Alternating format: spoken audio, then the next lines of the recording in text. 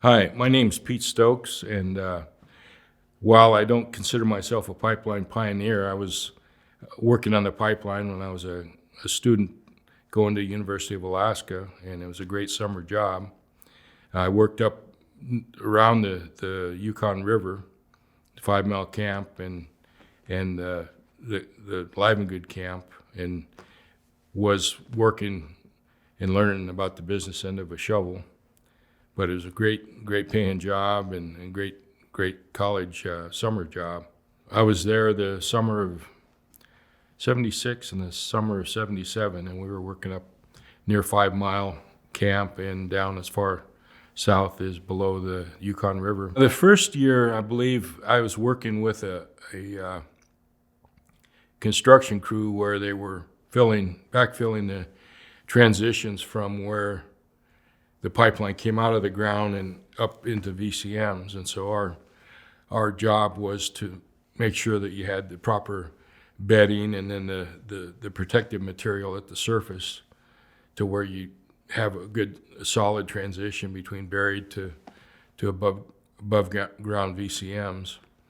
And then the second year, we were working a lot on insulation of the pipeline, especially around the VSM saddles, and just making sure that everything was sealed up and ready for winter, if you will.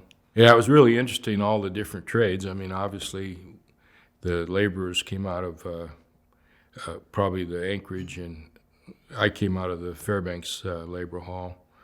But it was pretty memorable. All the welders came out of the 798 Union of Tulsa, and they all had their way of doing things. Yeah. And so they had to be very much accommodated and make sure that they felt they were doing the right thing on welding that pipeline. It was obviously a very specialized trade, and those guys would go all over the world to build pipelines. I worked with some crews of people there were some Teamsters and there were some operating guys, and they were from all over the U.S. because there was just no way that Alaska had that amount of people to do the construction. I must say I didn't keep up with a lot of those friends, but I mean it certainly set me up for dealing with people in similar situations in the rest of my career. So it seems like everybody pretty well bonded on a crew, at least the crews I was on. One of the favorite memories was we were in place right when they started bringing oil down the line, and so obviously that was a very big event, and they talked about people walking the line, make sure there were no leaks or anything, but it was so well constructed and supervised that certainly was not a very valid concern, I don't believe.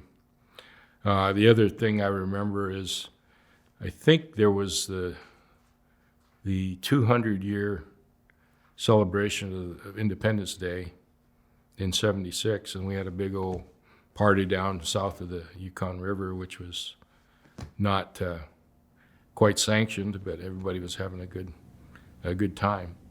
Yeah, the one memory I have is you could once you're in the camps, you could look out, and periodically the bears would come into the camps, and the dumpsters were bear-proof.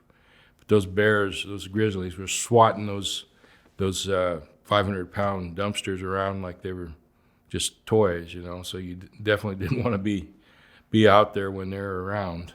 I went on from Fairbanks and started working in the oil industry and Cook Inlet with Unocal in those days, and chased around Unocal job postings, California, Oklahoma, Indonesia, Houston. Everybody's got to go to Houston.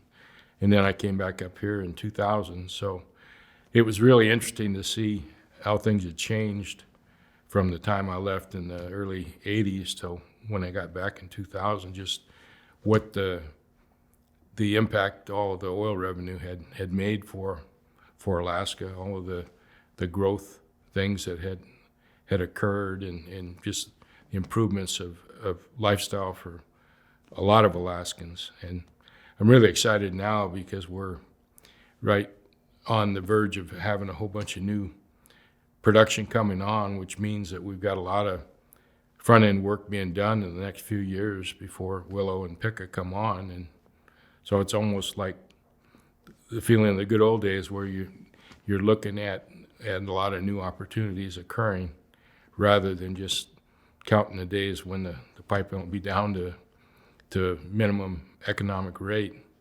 Instead of that, we'll be sustaining and maybe even increasing pipeline production. Yeah, so all in all, it was a really, really great experience for a student like me to just sort of go up and learn about the business end of the shovel and put some money away, and it's a legacy of Alaska.